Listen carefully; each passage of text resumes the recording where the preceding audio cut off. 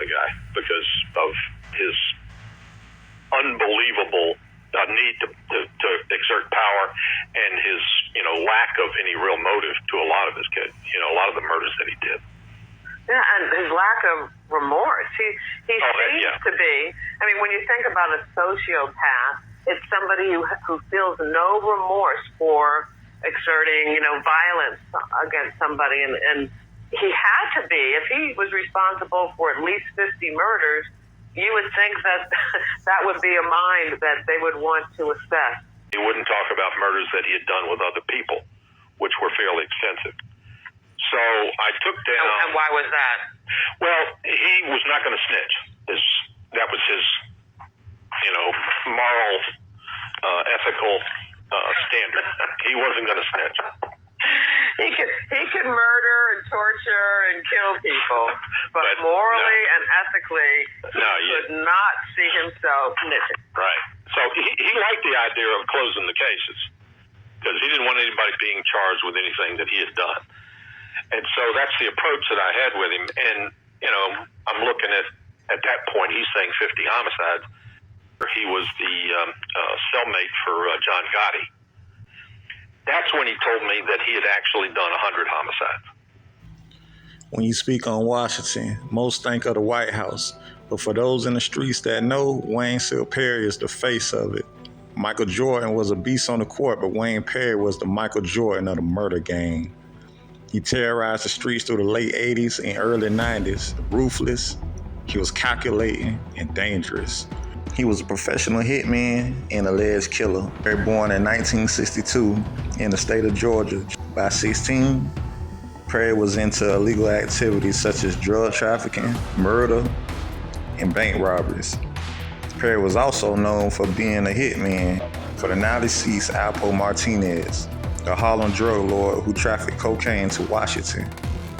According to law enforcement, Perry murdered witnesses, disloyal gang members, and rival drug competition. The FBI had him under surveillance in the early 1990s. ALPO Martinez, the Kingpin, whom Perry was loyal to, snitched on Perry. In 1993, Perry was arrested on first-degree murder and charged with 27 counts of retaliating against a witness, kidnapping, robbery, and conspiracy to distribute cocaine from 1989 stemming to 1991. The names of ALPO and Wayne Perry will forever be linked because of the betrayal that happened between them.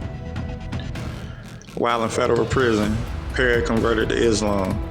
Perry wrote a letter from federal prison to the youth in 2013, speaking of his faith and hope for the youth. The letter said, "I find strength constantly, mentally, physically, and spiritually. As one of my brothers once said to me, adversity is nourishing food for those strong enough to digest it." To all of you pursuing this who are oppressed, fighting adversity in whatever way it is attacking you, let that quote inspire you. He went on to say to the youth, "Never surrender, warriors. You are strong by nature and can digest any and all adversity and become nourished by it." Wayne Seal Perry also wrote a letter to his former gangster affiliate, saying in this letter, "It takes less strength to act on impulses or desires than it does to negate the urge to act on them.